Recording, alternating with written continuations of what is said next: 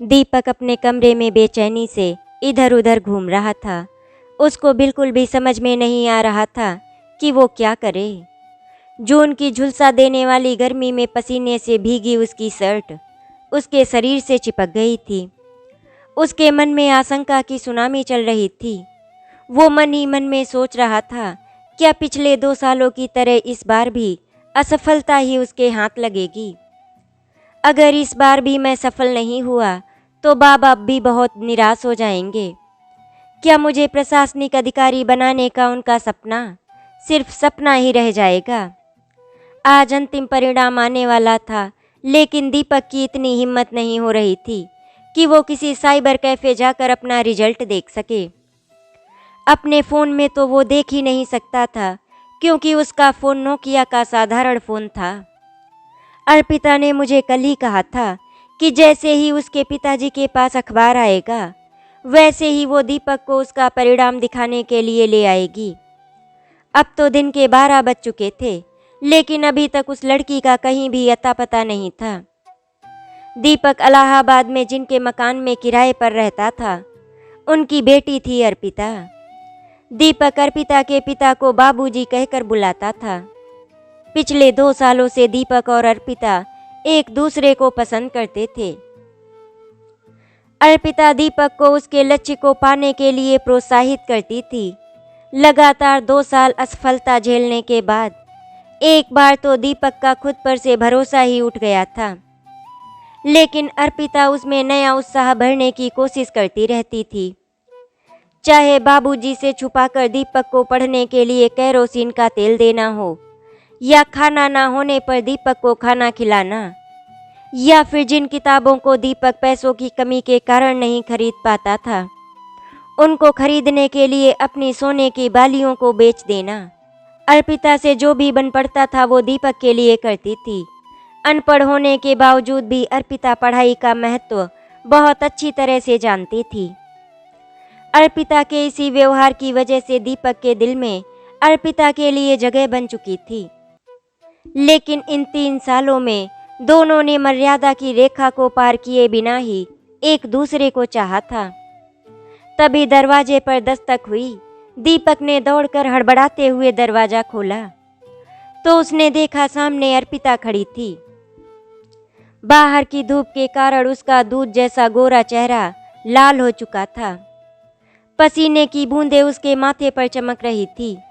अर्पिता दौड़कर अंदर आई और पास रखी एक कुर्सी पर बैठ गई। दीपक ने थोड़ा गुस्सा दिखाते हुए कहा, क्या जरूरत थी इस गर्मी में भागकर आने की। चेहरा देखो अपना लाल पड़ गया है, आराम से भी तो आ सकती थी ना। अपनी लाल चुनरी से पसीना पोंछते हुए अर्पिता बोली, तुम्हारी मेहनत सफल हुई दीपक। तुमने वो मुकाम हासिल कर लिया जिसके लिए तुमने अपनी आंखों को रात भर दिए की तरह जलाया है। अर्पिता ने दीपक की तरफ अखबार का टुकड़ा बढ़ा दिया। दीपक ने देखा तो पीले मार्कर से उसका रोल नंबर सफल विद्यार्थियों में दर्ज था। दीपक ने उस अखबार के टुकड़े को कई बार देखा, मानो उसे अभी भी अपनी सफलता पर विश्वास नहीं हो रहा था। अर्पिता कुर्सी से उठकर आई और दीपक के हाथ से वो अखबार का टुकड़ा छीनकर बोली, अब तो रामू काका की दुकान के 2-3 किलो रसगुल्ले तो मेरे लिए बनते ही है। दीपक जी, दीपक को कुछ समझ में नहीं आ रहा था कि वो इस बात पर क्या जवाब दे। उसने अर्पिता का हाथ पकड़कर अपने सीने पर रख लिया और कहा, देखो ना अर्पिता, आज मेरा दिल कितनी जोर से धड़क रहा है। हट कहती हुई अर्पिता अपना हाथ छुड़ाकर बाहर भाग गई। पूरी पागल है ये लड़की, ये सोचकर दीपक मुस्कुरा दिया। तभी दीपक को अपना सर थोड़ा घूमता हुआ महसूस हुआ, और ये सब इसीलिए हो रहा था क्योंकि सुबह से परिणाम आने की चिंता में उसने कुछ खाया ही नहीं था। महीने के अंतिम दिनों में दीपक की जेब वैसे भी थोड़ी ज़्यादा ही तंग हो जाती थी। बाबा के भेजे हुए पैसों से पढ़ाई जारी रखना मुश्किल हो जाता था। दीपक ने पर्स खोलकर देखा तो उसकी पर्स में बस कुछ ही सिक्के थे। अब दीपक ने पूरे कमरे में पैसे खोजना शुरू किया। अपनी माँ की तरह कुछ पैसे इधर उधर रख देने की आदत थी। दीपक की चादर के नीचे, पूजा घर के बिछे हुए कपड़ों के नीचे, पेंट की जेब में, हर संभव जगह पर दीपक को तलाश करने पर कुल 120 रुपए मिले। अपनी सफलता के बारे में बाबा को फोन करके बताने को दीपक का मन हुआ, लेकिन चाचा जी के व्यवहार के बारे में सोचकर दीपक का दिल बैठ गया। बाबा के पास फोन न होने के कारण वो बगल वाले चाचा के पास दीपक से बात करने के लिए जाते थे, क्योंकि चाचा के पास टेलीफोन था। चाचा कभी कभी टेलीफोन का तार निकालकर बाबा को बोल देते कि फ़ोन में समस्या है। बाबा चाचा के हाथ में टेलीफोन का तार देखते हुए भी आंसू पोंछते हुए घर आ जाते थे। दीपक ने तेजी से सारा सामान पैक कर लिया घर जाने के लिए। तभी उसे ख्याल आया कि इतने पैसों में या तो वो घर जा सकता है या तो वो खाना खा सकता है। अब दीपक का दिमाग असमंजस की अवस्था में आ गया। तभी दरवाजे पर दस्तक हुई। दीपक समझ गया था कि पक्का अर्पिता ही होगी। आगे बढ़कर दीपक ने दरवाज़ा खोला तो सामने अर्पिता ही खड़ी थी। उसके हाथों में एक थाली थी जो एक साफ कपड़े से ढकी हुई थी। अंदर जाकर अर्पिता ने थाली को मेज पर रखा और पलटकर दीपक से बोली, आपकी शक्ल देखकर ही लग रहा था महोदय जी कि आपने खाना नहीं खाया है। जल्दी से खाना खा लीजिए। दीपक ने मेज के पास आकर थाली में देखा तो पूरी थाली खाने के अलग अलग व्यंजनों से भरी पड़ी थी। बैंगन का भरता, गोभी की सब्जी, पुलाव, अचार इत्यादि। ये दृश्य देखकर दीपक की आंखों में आंसू आ गए। दीपक मन ही मन में सोच रहा था कि अर्पिता उसके मन की बात बिना कहे ही कैसे समझ जाती है। उसने भर्राए गले से कहा, थैंक यू अर्पिता।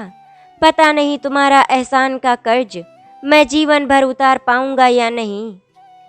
अर्पिता ने अपनी लाल चुनरी से दीपक के गालों पर लुढ़क आए आंसुओं को पोंछते हुए कहा, आज तो कह दिया, आज के बाद मेरे प्यार को एहसान मत कहना। पहले खाना खाओ, ठंडा हो जाएगा। दीपक ने खाना खाया। खाने के बाद दीपक ने अपना बैग उठाया और जाने लगा। तभी अर्पिता उससे लिपट गई। हाथ में लिए बैग को छोड़ते हुए दीपक ने अर्पिता के सर पर प्यार भरा हाथ फेरा और कहा, क्या हुआ अर्पिता, मैं फिर आऊँगा और तुम्हें हमेशा के लिए ले जाऊँगा अपने बाबा की बहू बनाकर। अर्पिता दीपक से अलग हुई और सुबकते हुए बोली, बाबूजी मेरे लिए रिश्ता देख रहे हैं। लड़का सरकारी ऑफिस में क्लर्क है। अगर तुम नहीं आए तो कुछ कर लूँगी मैं। और दीपक थोड़ा गंभीर हो गया। अर्पिता के कंधे को पकड़ता हुआ दीपक बोला, मैं ज़रूर आऊँगा। बाबूजी अगर शादी के लिए ज़्यादा जोर दे तो उन्हें अखबार वाला कागज़ दिखाते हुए हमारे बारे में बता देना। दीपक ने अर्पिता के चेहरे से आंसुओं को पोंछता हुआ उसने उसके माथे को प्यार से चूम लिया और कमरे से बाहर निकल गया। गांव में जैसे ही दीपक बस से उतरा, सभी गांववासी दीपक का स्वागत करने के लिए ढोल, नगाड़ा और फूल मालाओं के साथ खड़े थे। उनको भी दीपक के प्रशासनिक अधिकारी बनने की खबर मिल चुकी थी। दीपक के उतरते ही सभी गांववासियों ने उसे फूल मालाओं से लाद दिया और ढोल नगाड़े बजाते हुए कंधों पर उठा लिया। कंधे पर उठाकर ही गांव वाले दीपक को उसके घर ले आए। घर के दरवाजे पर बाबा और माँ को देखते ही दीपक नीचे उतरा और दौड़कर माँ और बाबा के पैर छू लिए। बाबा ने उसे उठाते हुए कहा, शाबाश बेटा, आज तूने अपने बाबा का नाम रोशन कर दिया। दीपक ने भाव विभोर होकर बाबा को गले से लगा लिया। ट्रेनिंग में कुछ दिन शेष बचे थे, तब तक दीपक गांव में ही रहा। बाबा आज पूरे गांव में छाती फुलाकर घूमते और सबसे कहते, अरे मेरा बेटा तो कलेक्टर है। कलेक्टर दीपक उनको देख देख कर मुस्कुराता रहता। गांव वाले भी बाबा का काफ़ी मान सम्मान करने लगे थे। दीपक को ये सोचकर संतोष होता कि जिस विश्वास पर बाबा ने उसे इलाहाबाद भेजा था, उसी विश्वास पर वो खरा उतरा। कुछ दिनों के बाद दीपक की ट्रेनिंग के लिए कॉल लेटर आ गया और दीपक ट्रेनिंग पर चला गया। ट्रेनिंग पूरी करने के बाद दीपक की पोस्टिंग भी हो गई। जैसे ही दीपक को फुर्सत मिली, उसने तुरंत इलाहाबाद का रुख किया। बाबूजी के घर की कुछ दूरी पर रामू हलवाई की दुकान देखते ही उसे अर्पिता की याद आ गई। वहां से उसने हर मिठाइयों में से टोकरी भर भर कर पैक करवा लिया और ड्राइवर से गाड़ी में रखवा लिया। बाबूजी के घर पहुंचते ही दीपक का दिल जोरों से धड़कने लगा। अर्पिता उसे देखेगी तो पता नहीं क्या होगा। उससे मिलने के बाद आने वाले आंसुओं को छुपाने के लिए दीपक ने काला चश्मा लगा लिया। घर के अंदर प्रवेश करते ही दीपक ने देखा कि बाबूजी बरामदे में कुर्सी पर बैठे हैं। वो बहुत ही ज़्यादा कमज़ोर से लग रहे थे। बाबूजी कहकर दीपक ने बाबूजी के पैर छुए। नज़र कमज़ोर होने के बाद भी बाबूजी ने दीपक को पहचान लिया।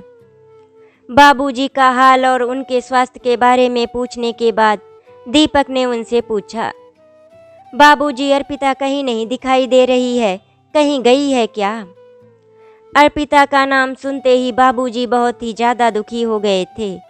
उनकी आंखों से आंसू छलक आए और उन्होंने कहा, बेटा उसका मेरे सामने नाम भी मत लो, मैं उसके बारे में कोई बात नहीं करना चाहता। बाबूजी ऐसा मत बोलिए, बताइए ना अर्पिता कहाँ है? अर्पिता भाग गई बेटा। बाबूजी की ये बात सुनकर मानो किसी ने मुझे कुएं में फेंक दिया हो। मैं बाबूजी की कुर्सी के पास ही धम्म से बैठ गया। तभी मेरे मुंह से निकला, किसके साथ? बाबूजी का चेहरा बहुत ही ज़्यादा कठोर हो गया। उन्होंने सख्त होते हुए कहा, किसी के साथ नहीं, अकेले भागकर गई है। जब से उसकी शादी का दिन तय हुआ था, तब से ही वो बहुत ही ज़्यादा गुमसुम रहने लगी थी। एक अखबार के टुकड़े को अपने सीने से चिपकाए बैठी रहती थी। कुछ पूछो तो बस यही कहती कि वो आएगा और मुझे ले जाएगा। शादी के एक दिन पहले उसने मुझे तुम्हारे बारे में बताया। मैंने भी सोचा कि कलेक्टर बनने के बाद तुम कौन सा अर्पिता से शादी करने आओगे। उसकी बातों को नादानी समझकर मैंने ध्यान नहीं दिया, लेकिन शादी से एक रात पहले ही वो पता नहीं कहाँ भाग गई। दीपक का मस्तिष्क बिल्कुल सुन्न पड़ चुका था। उसमें धीमे स्वर में पूछा, बाबूजी आपने उसे खोजने की कोशिश नहीं की? बाबूजी दीपक की आवाज़ सुनकर बेबसी से उसकी तरफ देखने लगे। बाबूजी के इस तरह देखने पर दीपक अपने आप को रोक नहीं सका और घर से बाहर निकलकर गाड़ी में बैठ गया। गाड़ी में पड़ी मिठाइयों को बाबूजी को देने की हिम्मत नहीं हुई। उसने ड्राइवर से बोला, गाड़ी ले चलो। दीपक अर्पिता को ढूंढने की हर संभव कोशिश की। दीपक ने पूरे इलाहाबाद को छान मारा, लेकिन अर्पिता का कहीं कोई पता नहीं चला। न जाने क्या क्या सपने देखे थे दीपक ने। अर्पिता के साथ अपनी पूरी जिंदगी बिताना चाहता था वो। ऐसा कुछ हो जाएगा दीपक ने सपने में भी नहीं सोचा था। अर्पिता के साथ के बिना उसका चेहरा बहुत ही ज़्यादा मुरझा गया था। समय बीतने के साथ दीपक की अर्पिता को ढूंढने की कोशिश बढ़ती गई। वो इस बार भी हार नहीं मानना चाहता था, लेकिन लगातार मिलती असफलता ने दीपक की बची खुची उम्मीदों को भी तोड़कर रख दिया था। अपने काम से जब भी फुर्सत मिलती, दीपक अर्पिता की तलाश में निकल जाता, लेकिन नतीजा कुछ नहीं निकलता। जिस तरह से धीरे धीरे करके दिन गुजर रहे थे, उसी तरह से अर्पिता को ढूंढने की कोशिश धीरे धीरे करके नाकाम हो रही थी। अब दीपक के घर वाले उसकी शादी के लिए उस पर दबाव बनाने लगे थे। अलग अलग लड़कियों की फ़ोटो दिखाना, उनसे मिलवाने ले जाना। घर वालों से जो बन पड़ता वो करते, लेकिन दीपक मौके पर शादी के लिए मना कर देता। अर्पिता के गम ने उसे पूरी तरह तोड़कर रख दिया था। वो पूरी जिंदगी अर्पिता के बिना कैसे जिएगा, ये सोचकर ही उसकी रूह कांप जाती थी। अर्पिता का कोई अता पता नहीं चल रहा था। इसी गम को भुलाने के लिए दीपक कभी कभी शराब भी पीने लगा था। अब दीपक ने अर्पिता की तलाश करना छोड़ दिया। एक दिन की बात है कि दीपक के बचपन के मित्र कुणाल ने दीपक को अपने घर डिनर पर बुलाया था। आखिरकार दीपक प्रशासनिक अधिकारी जो बन गया था। दीपक अपने दोस्त के यहाँ भी जाना नहीं चाहता था, पर उसके घर वालों ने इस उम्मीद से उसे कुणाल के पास भेज दिया कि शायद अपने दोस्त से मिलकर उसका मन कुछ हल्का हो जाए। कुणाल का घर समस्तीपुर में था। दीपक अपनी कार से समस्तीपुर के लिए निकल पड़ा। दीपक ने कार का रेडियो सिस्टम ऑन कर दिया। आसमान में बादल छाए हुए थे। रेडियो पर गाना लगा हुआ था, लगी आज सावन की फिर वो झड़ी है। दीपक को ऐसा महसूस हुआ मानो ये गाना उसके दिल पर लगे घाव को कुरेद रहा है। उसे वो दिन याद आने लगा जब इलाहाबाद में अर्पिता के घर में रहते हुए, जब मौसम का मिजाज ऐसा हो जाता तब बिजली भी गुल हो जाती थी। अर्पिता मिट्टी का तेल लेकर बारिश में भीगते हुए दीपक के कमरे में आती ताकि दीपक की पढ़ाई में बाधा ना पड़े। दीपक जब उस तेल से दिया जलाकर पढ़ने बैठता तो अर्पिता अपनी लाल चुनरी से लगी गांठ खोलती और उसमें से बंद कुछ बादाम दीपक को देते हुए कहती, ये लो दीपक, इनको सुबह उठकर खा लेना, दिमाग तेज होगा। दीपक अर्पिता को संदेह भरी दृष्टि से देखते हुए पूछता, बाबूजी को पता है कि तुम मेरे लिए उनसे बादाम चुरा कर लाती हो। इस पर अर्पिता बच्चों की तरह जोर जोर से हंसने लगती और फिर मन ही मन में सोचती, बाबूजी को क्या पता चलेगा, वो बादाम तो उसके हिस्से के होते थे जो वो दीपक के लिए लेकर आती थी। दीपक अर्पिता के मासूम से चेहरे को देखते हुए उसमें खो जाता। खुले और भीगे बालों से गिरती हुई बारिश की बूंदें अर्पिता की हंसी को और भी मासूम बना रही थी। दीपक की बात सुनकर हंसते हुए अर्पिता कहती है, वो क्या है ना दीपक, मैं बहुत स्मार्ट हूँ, बाबूजी से छुपा कर लाई हूँ। उन्हें थोड़ी न पता कि मैं तुम्हारे लिए रोज बादाम लेकर आती हूँ। कितना पवित्र, कितना निश्चल, कितना स्वार्थहीन था अर्पिता का प्रेम। कार ड्राइव कर रहे दीपक की आंखों में आंसुओं की बाढ़ सी आ गई थी। जब दीपक पढ़ता तो अर्पिता उसके सामने बैठकर उसे देखती रहती। दीपक बड़ी मुश्किल से अर्पिता को अपने कमरे से बाहर निकाल पाता, कभी धकेल कर तो कभी उसे उठाकर तो कभी कभी बाबूजी का डर दिखाकर। दरअसल जब अर्पिता उसके सामने रहती तो दीपक पढ़ने के बजाय उसके रूप दर्शन में लग जाता। इस पर अर्पिता खूब हंसती और उससे कहती, हमारे मुंह पर कुछ नहीं लिखा है कलेक्टर साहब।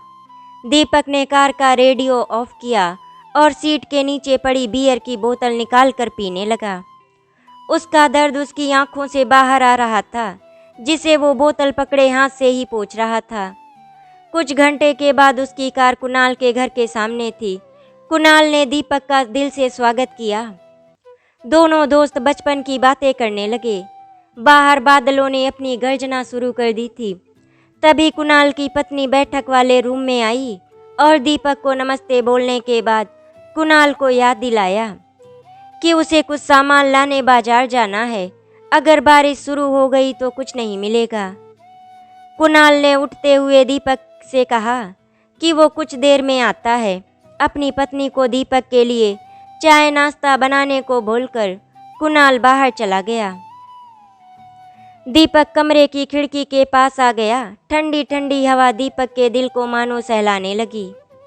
अपने आंसुओं से भरी आंखें बंद करते हुए दीपक अर्पिता के बारे में सोचने लगा। अर्पिता दीपक के दिमाग में अभी भी बैठी हुई थी। तभी कुणाल की पत्नी दीपक के लिए चाय लेकर आई। दीपक ने जल्दी से अपनी आंखें पोंछी और सोफे पर बैठकर चाय पीते हुए कुणाल की पत्नी से बात करने लगा कि तभी किचन से बर्तन गिरने की आवाज़ आई। कुणाल की पत्नी ने चिल्लाते हुए कहा, अर्पिता संभल कर बर्तन मांज, जब काम नहीं होता तो छोड़ क्यों नहीं देती। अगर तू इसी तरह से काम करती रही तो एक दिन मेरे घर के सारे बर्तन गायब हो जाएंगे। अर्पिता का नाम सुनते ही दीपक चौंक गया और थोड़ी चाय उसके कप से नीचे गिर गई। कुणाल की पत्नी को लगा कि शायद दीपक को उसका आचरण बुरा लगा। उसने अर्पिता से इस तरह चिल्लाकर बात की। तभी वो सफाई सी देती हुई बोली, अब देखिए ना भाई साहब, ये लड़की एकदम पागल है, कोई काम ठीक से नहीं करती। मैं तो बहुत परेशान हो गई हूँ इससे। आपको पता है ये लड़की कहती है कि किसी कलेक्टर की तलाश में घर से भागी है वो उसका प्रेमी है। ये कहकर कुणाल की पत्नी जोर से हंस पड़ी। दीपक को मानो 11,000 वोल्ट का झटका लग गया हो। कप को फेंककर दीपक बिजली की गति से दौड़ता हुआ किचन की ओर भागा। किचन के दरवाजे पर पहुंचकर उसने देखा कि अर्पिता अपनी उसी लाल चुनरी से भीगी आंखों को पोंछते हुए बर्तन मांज रही थी। दीपक ने चिल्लाते हुए पुकारा, अर्पिता। अर्पिता ने अपना चेहरा उठाकर देखा तो उसे नया दीपक दिखाई दिया। महंगी वाइट कलर की शर्ट, महंगी जीन्स, चमकते जूते, महंगी घड़ी। उसे तो यकीन ही नहीं हो रहा था कि ये वही दीपक है जो एक दिन उसके घर में निक्कर और बनियान में रहने वाले दीपक से बहुत अलग था। लेकिन जिस प्यार भरी आंखों से वो देख रहा था, वो बिल्कुल वैसे ही देख रहा था जैसे उससे पहले देखा था। आज भी उसकी आंखों में अर्पिता के लिए वही प्यार दिखाई दे रहा था जो पहले था। अर्पिता दीपक को देखते ही रोने लगी। दौड़कर उसने दीपक को जोर से गले लगाना चाहा, लेकिन बर्तन की कालिक से सने हुए अपने हाथ और दीपक की सफ़ेद शर्ट को देखकर उसकी हिम्मत नहीं हुई। दीपक उसकी मनोस्थिति को समझ गया और उसे अपनी बाहों में भरकर जोर से गले लगा लिया। अर्पिता दीपक का नाम लेकर जोर जोर से रोए जा रही थी और दीपक उसके सर पर हाथ फेरते हुए कहता जाता, कुछ नहीं, कुछ नहीं, कुछ नहीं हुआ, सब ठीक है अर्पिता। अब रो मत पगली, मैं सब ठीक कर दूंगा। बाजार से आ चुके कुणाल और उसकी पत्नी दोनों को इस तरह देखकर आश्चर्य से भर गए। दीपक ने अर्पिता का हाथ पकड़ा और कुणाल से तुरंत जाने की बात कही। कुणाल अपने और अपनी पत्नी के अर्पिता के प्रतिक्रिया बर्ताव के लिए बार बार माफ़ी मांग रहा था। दीपक ने उसे कहा कि इसमें उनकी कोई गलती नहीं है और वो अर्पिता को लेकर घर चल पड़ा। अर्पिता ड्राइविंग सीट के बगल वाली सीट पर दीपक के कंधे पर सर रखकर बैठी थी और दीपक खुशियों से भरा ड्राइव कर रहा था। अर्पिता ने दीपक से धीमी आवाज़ में कहा, आपकी कमीज खराब हो गई। दीपक हंस दिया अर्पिता की मासूमियत पर। उसने कहा, तो धुल दीजिएगा मिसेस दीपक। अर्पिता ने कहा, मुझे लगा कि आप भूल गए होंगे मुझे। दीपक फिर हंस पड़ा। तभी अर्पिता की नज़र कार में पड़ी बियर की बोतल पर गई। उसने पूछा, ये क्या है? कहीं आप तो? अरे नहीं पगली, ये जरूर उस ड्राइवर की करामात है, दीपक ने कहा और रेडियो सिस्टम ऑन कर दिया। रेडियो पर गाना बज रहा था, दो दिल मिल रहे हैं मगर चुपके।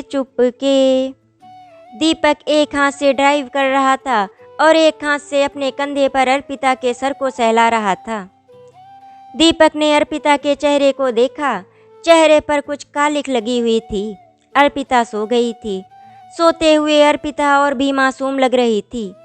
दीपक ने बियर की बोतल उठाई और कार के बाहर फेंक दिया। बोतल सड़क पर टूट गई और दीपक की जिंदगी का वो खालीपन भी। अपने और अर्पिता के साथ भविष्य की कल्पना करते हुए दीपक की कार अपनी मंजिल की ओर दूर निकल गई। जिस तरह से दीपक मेहनत करके प्रशासनिक अधिकारी बन गया था, उसी तरह से बहुत लंबे इंतजार के बाद उसको उसका प्यार भी मिल गया था। आशा करती हूँ आपको हमारी कहानी अच्छी लगी होगी। अगर आपको हमारी कहानी अच्छी लगी तो वीडियो को लाइक एंड शेयर करें, चैनल को सब्सक्राइब करें। वीडियो देखने के लिए आपका धन्यवाद।